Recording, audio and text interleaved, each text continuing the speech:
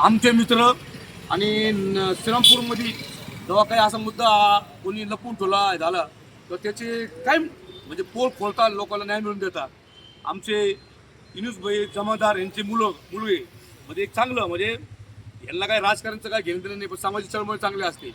माझं म्हणणं आहे जे वार्ड नंबर 2 मध्ये त्या ठिकाणी जो मोठे जो गटार जे टाकलेली आहे एकदम चुकीची आहे.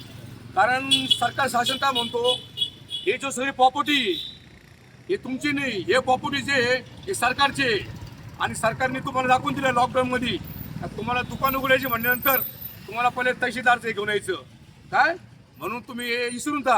हे प्रॉपर्टी आमच्या बापाची, हे प्रॉपर्टी आमची आहे, हे प्रॉपर्टी सरकारची आहे, हे देशाची आहे, हे महापुरुषाची आहे, हे प्रॉपर्टी तुमच्या बापाची नाही आहे.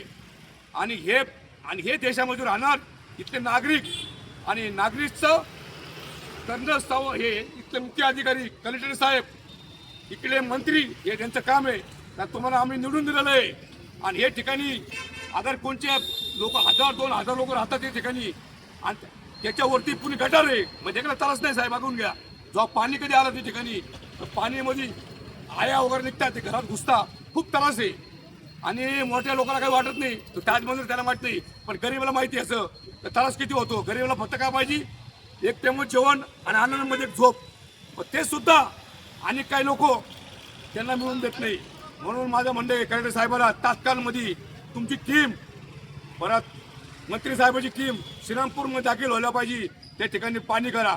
खरं काय खोटं काय, फक्त मुंबई नगर पुणे या ठिकाणी नाही, त्या ठिकाणी गरीबाची तत्काळ वाटत असन इथले नगर अध्यक्ष आमदार साहेब यांना सुद्धा आव्हान आहे, त्या ठिकाणी तत्काळ जाऊन तिला पाणी करा.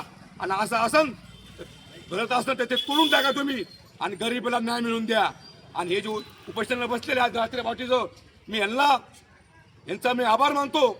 असेच लोक प्रत्येक लोकांसाठी काहीतरी करा. तर सगळ्यात महत्त्वाचं तुम्ही काय माहिती का, जात धर्म घरी सोडा, पहिले माणूस आहे. आणि माणूस म्हणजे जागणार तर सगळं तुम्हाला भेटणार. अरे प्रॉपर्टी घरी घेऊन जाणार ना, तुझ्या मौतीला कोणी नाही येणार. जय हिंद, जय महाराष्ट्र, भारत माता की जय. हम सब एक है.